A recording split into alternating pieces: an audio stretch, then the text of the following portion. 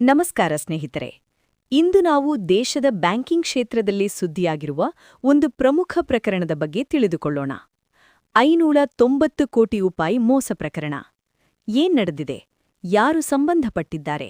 ಸಾಮಾನ್ಯ ಗ್ರಾಹಕರಿಗೆ ಅಪಾಯ ಇದೆಯಾ? ಎಲ್ಲ ವಿವರ ಇಲ್ಲಿದೆ. ಮುಖ್ಯ ವಿಷಯ: ಇತ್ತೀಚೆಗೆ ಐಡಿಎಫ್ಸಿ ಫಸ್ಟ್ ಬ್ಯಾಂಕ್ ತನ್ನ ಚಂಡೀಗಢ ಶಾಖೆಯಲ್ಲಿ 590 ಕೋಟಿ ರೂಪಾಯಿ ಮೋಸ ನಡೆದಿದೆ ಎಂದು ಬಹಿರಂಗಪಡಿಸಿದೆ. ಈ ಹಣವು ಮುಖ್ಯವಾಗಿ ಗವರ್ಮೆಂಟ್ ಆಫ್ ಹರಿಯಾಣಾಗೆ ಸೇರಿದ ಕೆಲವು ಸರ್ಕಾರಿ ಖಾತೆಗಳಿಗೆ ಸಂಬಂಧಿಸಿದೆ. ಪ್ರಕರಣ ಹೇಗೆ ಪತ್ತೆಯಾಯಿತು?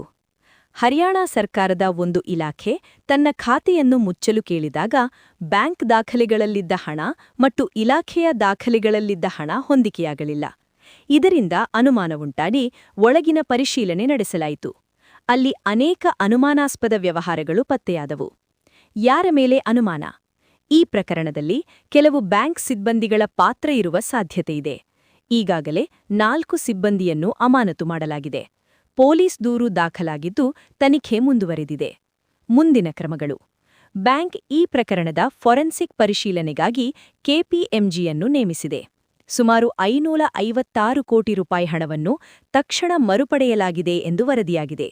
ನಂತರ ಬ್ಯಾಂಕ್ ಮೂಲ ಮೊತ್ತ ಮತ್ತು ಬಡ್ಡಿ ಸೇರಿ ಸುಮಾರು 583 ಕೋಟಿ ರೂಪಾಯಿ ಸರ್ಕಾರಕ್ಕೆ ಮರುಪಾವತಿಸಿದೆ ಎಂದು ತಿಳಿಸಲಾಗಿದೆ.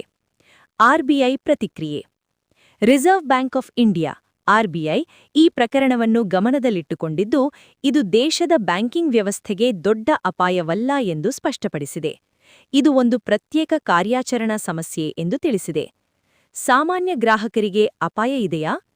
ಇದು ಸೈಬರ್ ಹ್ಯಾಕಿಂಗ್ ಪ್ರಕರಣವಲ್ಲ. ಸಾಮಾನ್ಯ ಗ್ರಾಹಕರ ಠೇವಣಿ ಹಣಕ್ಕೆ ಅಪಾಯವಿಲ್ಲ ಎಂದು ಬ್ಯಾಂಕ್ ಮತ್ತು ಆರ್ಬಿಐ ತಿಳಿಸಿದ್ದಾರೆ.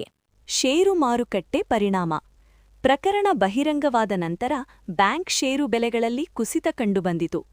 ಹೂಡಿಕೆದಾರರಲ್ಲಿ ಆತಂಕ ಉಂಟಾಯಿತು. ಹೀಗಾಗಿ ಐಡಿಎಫ್ಸಿ ಫಸ್ಟ್ ಬ್ಯಾಂಕ್ನಲ್ಲಿ ನಡೆದ 590 ಕೋಟಿ ರು ಮೋಸ ಪ್ರಕರಣವು ಸರ್ಕಾರದ ಖಾತೆಗಳಿಗೆ ಸಂಬಂಧಿಸಿದ್ದು ತನಿಖೆ ಮುಂದುವರೆದಿದೆ.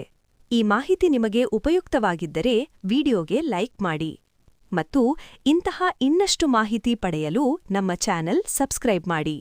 ಧನ್ಯವಾದಗಳು.